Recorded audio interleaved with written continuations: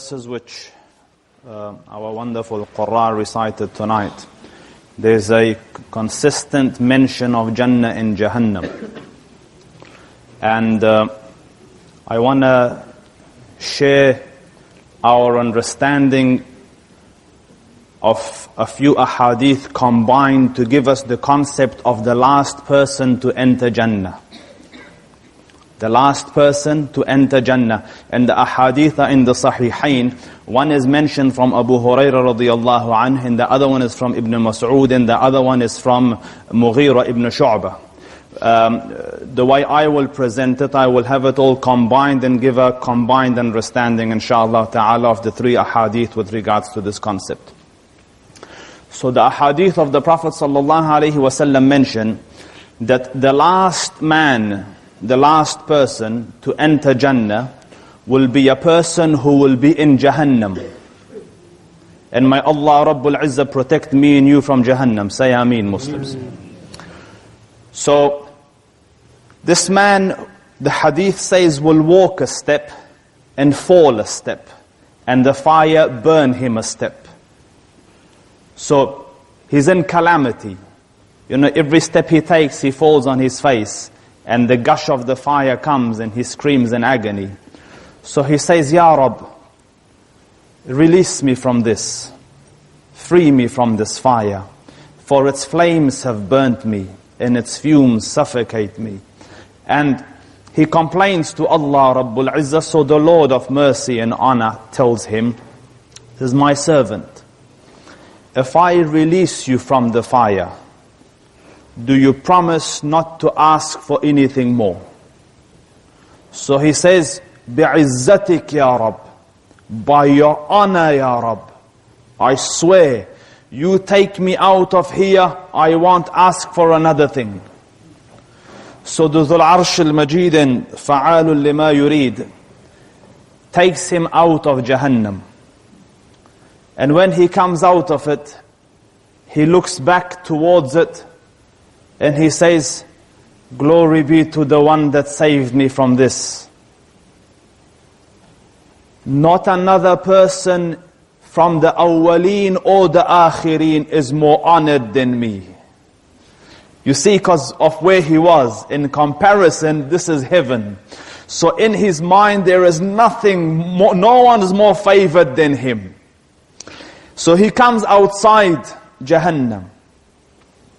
And then Allah Rabbul Izzah orders for a tree to come out in front of him, and for a spring of water.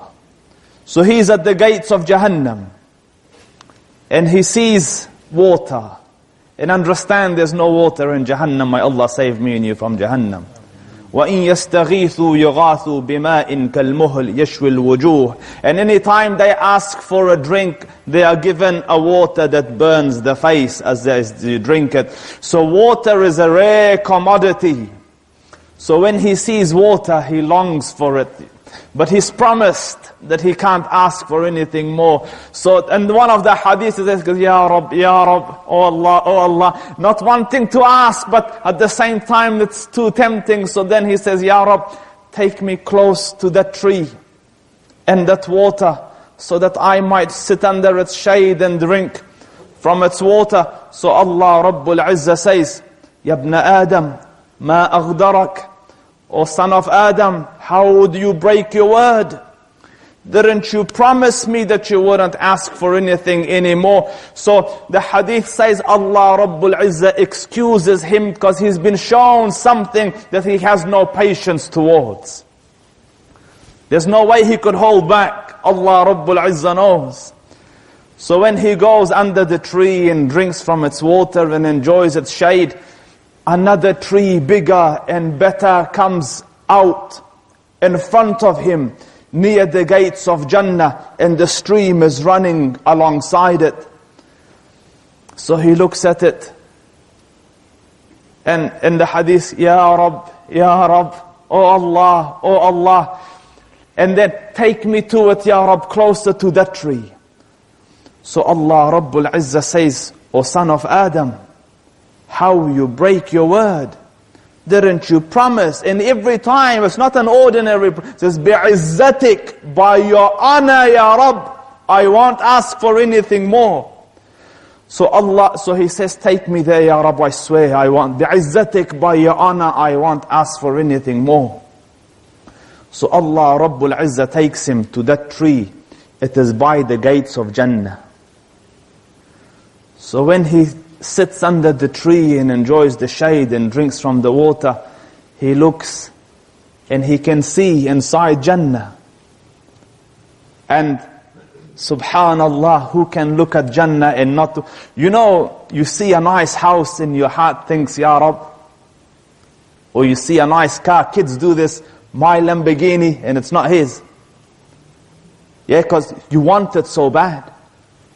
So he sees Jannah, and the heart longs for it. And Jannah is an abode worthy of beholding. Imagine the pebbles of Jannah are jewels, rubies and emeralds. Its cement is gold. No, its cement is misk. Its bricks are gold and silver. The trees of Jannah, فَمَا فِيهَا مِنْ شَجَرَةٍ إِلَّا وَسَاقُهَا مِنْ ذَهَبٍ. There's not a tree in Jannah except that its trunk is made from solid gold. Shade that would last for 100 years for a rider to ride under. So he sees this, and the perfume and the scent of Jannah. So he says, Ya Rabb, enter me into Jannah. He's just come out of Jahannam. Enter me into Jannah. So Allah Rabbul Izzah says, O son of Adam, how you break your word. You promised. So he says, Ya Rabb, enter me into there and I won't ask for anything else.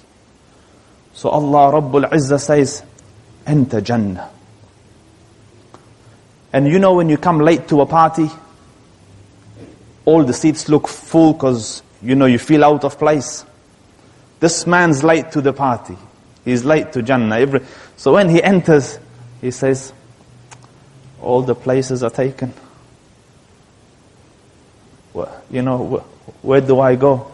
So Allah Rabbul Izzah says, my servant, what if I give you, in one of the narrations, what if I give you the size of the kingdom of one of the kings of the dunya? And you look at some of the kings that have passed. Harun al-Rashid used to look at the clouds and say, cloud, rain wherever you want. Its fruits will come to me. Because the bulk of the earth was under his reign. So there were kings like that. So what if I give you the kingdom of one of the kings of the dunya? So he says, Ya Rabb, you make fun of me and you are the Lord of the worlds. You're mocking me, and you're Rabbul, I am nothing in you. So Ibn Mas'ud, when he's narrating this, laughed. And out of the sunnah of it, I am smiling with it. So they asked him, Ya Ibn Mas'ud, why did you laugh? He goes, because the Prophet of Allah laughed. And we asked him, why did you laugh? He said, my Lord laughed when the man said this. So Allah Rabbul Izzah said, for you was that. And in another hadith, what if I give you the size, a place, the size of the earth? So Allah Rabbul Izzah, after he laughs, he says, for you was that. Granted, the size of one of the kingdoms or the size of the earth. وَمِثْلُهُ, and another like it. وَمِثْلُهُ, and another like it. وَمِثْلُهُ, and another like it. وَمِثْلُهُ, and another like it. And when he reaches the fifth one, the man says, رَضِيت يَا رَبْ رَضِيت. I am satisfied, Ya Rab, I am satisfied. And Sa'id al-Khudri is in the gathering of Abu Hurairah when he's mentioning the hadith. So he said, I bear witness that I saw the Prophet say, for you as that, and 10 times like it. As in the 5, and then 10 times in one of the fahms, as in 50 times the size of one of the kingdoms of the kings of this world, for the last person to enter Jannah. And the description is a lot to go into, but I will just finish with perhaps a dua. May Allah Rabbul Izzah grant me and you Jannah without hisab and without adhab. Ya Rab, enter us without hisab and without adhab. Although we are not its ahl, we don't deserve it, but don't judge us by our deeds. Deal with us by your kindness instead of by our deeds. May Allah Rabbul Izzah accept your fast and your siyam and your qiyam. Wa sallallahu ala Muhammadin wa ala alihi wa sahbihi.